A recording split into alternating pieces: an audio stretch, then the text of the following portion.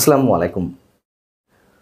প্রধান উপদেষ্টার প্রেস সচিব মিস্টার শফিকুল আলম সব বিষয়ে এত এত বেশি কথা বলেন যে কখনো কখনো তার মুখ থেকে সত্যগুলো বেরিয়ে পড়ে কোনো না কোনোভাবে। শনিবার জাতীয় নাগরিক পার্টির আত্মপ্রকাশ অনুষ্ঠান উপলক্ষে সারা দেশ থেকে দলটির নেতাকর্মীরা এসেছে, সহস্রাধিক বাস নিয়ে এসেছে এবং সরকারের পৃষ্ঠপোষকতায় যে তাদেরকে আনা হয়েছে তার একটি ধারণা অনেকেই করছেন। এমন একটি চিঠি বেরিয়েছে পিরোজপুর জেলা প্রশাসকের স্বাক্ষরিত একটি ডিও লেটার 5টি বাস রিকুইজিশনের, এবং অনেকেই মনে করেন যে এটি হয়তো লিক হয়েছে আর অন্যগুলো তো হয়তো লিক হয়নি, এবং এটি নিয়ে বেশি আলোচনা হচ্ছে এটিকে কেন্দ্র করে। সেই জায়গা থেকে প্রেস সচিবের কাছে রবিবার প্রশ্ন ছিল, জেলা প্রশাসক, পিরোজপুরের জেলা প্রশাসক এই ধরনের চিঠি দেন কিভাবে। সেখানে প্রেস সচিব মিস্টার শফিকুল আলম বেশ কিছু বাড়তি কথা বলেছেন। যেমন তিনি বলেছেন, পিরোজপুরের জেলা প্রশাসকের সঙ্গে আমি কথা বলেছি, তারা 5টি বাস রিকুইজিশন করতে সাহায্য করেছে, কিন্তু এই বাসগুলোর কোনো ধরনের খরচ ডিসি অফিস থেকে দেয়া হয়নি। খেয়াল করুন কথাগুলো। এবং ডিসি আশরাফুল আলম জানিয়েছেন, বৈষম্য বিরোধী ছাত্রদের পিরোজপুর শাখা এবং নাগরিক কমিটি তাদের কাছে বাস রিকুইজিশনের জন্য জানিয়েছিল, এজন্য তারা ডিসির কাছে চিঠিও দিয়েছে।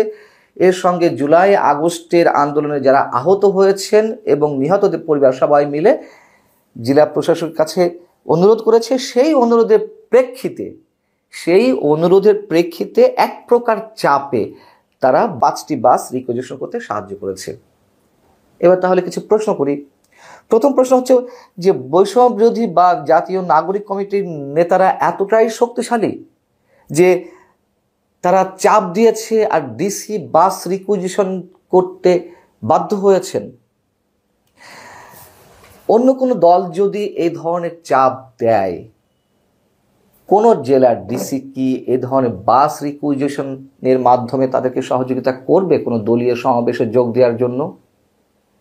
এবং তারপরের প্রশ্ন যদি বলি যে চাপ দিলেই কি ডিসিরা এ ধরনের রিকুইজিশন দিতে বা দেওয়ার বিষয়টি তার এখতিয়ারের মধ্যে রাখে কিনা। এবং তিনি কি বললেন যে বাস রিকুইজিশন করে দিয়েছেন কিন্তু কোনো ধরনের খরচ বা পেট্রোল দেয়নি সরকারি খরচ থেকে বা ডিসি অফিস থেকে। এখতিয়ার বহির্ভূতভাবেই তো ডিসি এই কাজটি করেছে, এটাই তো সহযোগিতা, এটাই তো সরকারি পৃষ্ঠপোষকতা। এর আবার ভাড়া দেওয়া লাগে কি জন্য, তেল দেওয়া লাগে কি জন্য, আর তেলের টাকাও যে দেয়নি তারও কি গ্যারান্টি। এখন তো ইনভেস্টিগেট করা প্রয়োজন যে আসলে সরকারি কোষাগার থেকে কোনো ধরনের টাকা দেওয়া হয়েছে কিনা, এই প্রশ্নগুলো তো সামনে আসে। আবার তিনি নিজেই বলছেন যে প্রকাশ হওয়া গোপন চিঠিতে বাস রিকুইজিশনের কথা বলা হচ্ছে। গোপন চিঠিতে মানে কতটা স্ববিরোধী তিনি। একই সঙ্গে আবার বলছেন যে এটির সঙ্গে ডিসি অফিসের কোনো সংশ্লিষ্টতা নেই, ডিসি অফিসের সংশ্লিষ্টতা নেই। আবার তিনি বলছেন গোপন চিঠিতে রিকুইজিশনের কথা বলা হচ্ছে। মানে উনি কিভাবে কি বলেন এটি তো মেলানোর কোনো ওয়ে নেই। নিজেই নিজেকে বিতর্কিত করে তোলেন। এবং এটি যে পৃষ্ঠপোষকতা করা হয়েছে, সরকারি পৃষ্ঠপোষকতা, তার তো কোনো ধরনের রাগঢাক করার সুযোগ পাচ্ছেন না। তিনি এবার বলছেন, দ্বার্থহীন কণ্ঠে বলতে চাই যে অন্তর্বর্তী সরকারের এখানে কোনো ভূমিকা নেই। ভূমিকা তো অবশ্যই আছে। ডিসি অফিস কি সরকারের বাইরে? এবং এটি তো সবাই এখন মনে করে যে এটি ডক্টর মোহাম্মদ ইউনূসের দল, ডক্টর মোহাম্মদ ইউনূসের কিংস পার্টি, এবং সেই কিংস পার্টির অন্যতম একজন সহায়ক শক্তি হচ্ছেন প্রেস সচিব। এটি অনেকেই মনে করেন। নইলে নাহিদ ইসলাম যে গত কয়েকদিন আগে পদত্যাগ করলেন, এই দলের আহ্বায়ক পদে যাওয়ার জন্য উপদেষ্টা পদ থেকে পদত্যাগ করলেন। আচ্ছা, পদত্যাগ করার পরেও আমরা তাকে সাংবাদিক সম্মেলন করতে দেখেছি। সেই সাংবাদিক সম্মেলনে কাদের পাশে বসে করেছেন? এই প্রেস সচিব মিস্টার শফিকুল আলম বা উপপ্রেস সচিব আরও যারা ছিলেন তাদের দুজনকে সাথে নিয়েই তো তিনি, নাহিদ ইসলাম, প্রেস কনফারেন্সটি করলেন। তিনি বললেন যে কী জন্য তিনি পদত্যাগ করেছেন না করেন, তিনি করলে তো এই কথাগুলো তো একা বলবেন। এবং কোন প্রোটোকলে পদত্যাগ করার পরে একজন অব্যাহতি দেওয়া বা অব্যাহতি পাওয়া উপদেষ্টার সাথে প্রধান উপদেষ্টা প্রেস সচিব বসতে পারেন, এর কি ব্যাখ্যা দিবেন? ব্যাখ্যা তো তারা নানান ধরনের, নানান টালবাহানায় বিভিন্ন ধরনের উত্তর দিতেই থাকেন, কিন্তু এই যে প্রশ্নগুলো বেরিয়ে আসছে, অন্তর্বর্তী সরকার সব দলের জন্য লেভেল প্লেইং ফিল্ড নিশ্চিত করছে। শফিকুল আলম একই সঙ্গে এই কথাটিও বলেছেন, এইগুলো তো লেভেল প্লেইং ফিল্ডের মধ্যে পড়ে না কোনোভাবে। আরেকটি কথা এর সঙ্গে উল্লেখ করতে হয় যে এত এত টাকা খরচ হলো একটা পার্টির আত্মপ্রকাশে, যেটি ছাত্রদের পার্টি বলা হচ্ছে, খরচটি কোত্থেকে এলো? এবং সেই প্রশ্নের জায়গা থেকে একটি বেসরকারি টেলিভিশনের টক শোতে জাতীয় নাগরিক পার্টির অন্যতম নেতা সারোয়ার তুষার তিনি কি ব্যাখ্যা দিয়েছেন? তিনি বলেছেন যে তাদের 187 জন জাতীয় নাগরিক কমিটির সদস্য ছিল।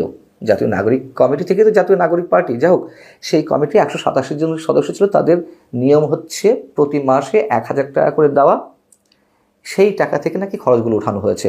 আচ্ছা, 1000 টাকা করে দিলে প্রতি মাসে কত টাকা আসে? 1,87,000 টাকা। তিনি বলেছেন যে কেউ কেউ 5-10 হাজার টাকাও দেয়, আমি ধরে নিলাম আরও 1 লাখ টাকা হয়, 2,87,000 টাকা। এটি দিয়ে নাকি তাদের সব ধরনের খরচ চলে। তারা রাজধানী বাংলা মোটরে যেই অফিসটি নিয়েছে, সেই অফিসের ভাড়া কত? ন্যূনতম 50,000 থেকে 1 লাখ টাকা। তো 4-5 মাস আগে বা 5-6 মাস আগে যদি জাতীয় নাগরিক কমিটি গঠিত হয়ে থাকে, প্রতি মাসে কয় টাকা এসেছে আর তাদের অফিস খরচ কয় টাকা গিয়েছে, এর মধ্যে তো তারা নানান ধরনের কর্মসূচি পালন করেছে, সেই টাকাগুলো কোথায় গেছে? সবচেয়ে বড় কথা, ধরে নিলাম যে 1 টাকাও খরচ হয়নি তর্কের খাতিরে, টাকা তো আর কোত্থেকে আসে, এগুলো আমরা আসলে এইভাবে মন্তব্য করা নিশ্চয়ই ঠিক হবে না যে এক্স্যাক্টলি হিসাবে এখনই দিই কোনো তথ্য প্রমাণ ছাড়া। সেগুলো তো খুঁজলে অবশ্যই অনেকের কাছে আছে। যাই হোক, এখন বিষয় হচ্ছে যে আমি যদি ধরে নিই 1,87,000, আরও 5-10 হাজার টাকা করে কেউ কেউ বেশি দেয়, গড়ে 2,87,000, 3 লাখ টাকা, তো 5 মাসে 15 লাখ টাকা। যেই অনুষ্ঠানটি হয়েছে আত্মপ্রকাশের রাজধানীতে মানিক মিয়া এভিনিউতে, কারো কি মনে হয় যে 15 লাখ টাকা খরচ হয়েছে? কি ধরনের সুন্দর হিসাব দিল, আর তা মেনে নিতে হবে। আচ্ছা, তারপর আবার তিনি বলেছেন যদি কারো সন্দেহ হয় না, দুদককে বলা যেতে পারে যে এই পার্টির টাকা কোত্থেকে আসছে, কীভাবে খরচ হচ্ছে। দুদকের ঘাড়ে কয়টা মাথা আছে এখন? এর আগে রাজনৈতিক সরকারগুলোতে বা তর্কের খাতিরে যদি আমি একেবারে শেষ সময় সরকারের কথা নিয়ে আসি, আওয়ামী লীগের সময় দুদকের ঘাড়ে কয়টা মাথা ছিল? আওয়ামী লীগের কোনো মন্ত্রী, এমপি বা দলীয় নেতাকর্মীদের বিরুদ্ধে তদন্ত করা, যা কিছু হয়েছে, কতটা আইওয়াস যে কটি হয়েছে আমরা জানি। যাও, দুদকে তো ফোন যাচ্ছে ছাত্র নেতাদের পক্ষ থেকে, যাদের বিরুদ্ধে তদন্ত হচ্ছে কারো কারো বিরুদ্ধে যেন তদন্ত না হয়, তদবির বাণিজ্য শুরু হয়েছে। এই কথা ট্রান্সপারেন্সি ইন্টারন্যাশনাল বাংলাদেশ টিআইবির নির্বাহী পরিচালক ডক্টর ইফতেখারুজ্জামান নিজে বলেছেন যে ছাত্ররা কীভাবে দুর্নীতিতে জড়িয়ে পড়ছে এবং দুদকে কীভাবে ফোন যাচ্ছে। মধ্য কথা, এটা তো ডক্টর মোহাম্মদ ইউনূসের কিংস পার্টি, এটা অনেকেরই বদ্ধমূল ধারণা। আরও তো অনেক হিসেব আছে যে কেন কিংস পার্টি, কীভাবে কিংস পার্টি হিসেবে আমরা এটি গণ্য করতে পারি। সব কিছু তার একসাথে বলা যেতে পারে না, অনেক সময়ের বিষয়। এর আগেও বলা হয়েছে, অনেকেই জানেন এর যুক্তিতর্কগুলো।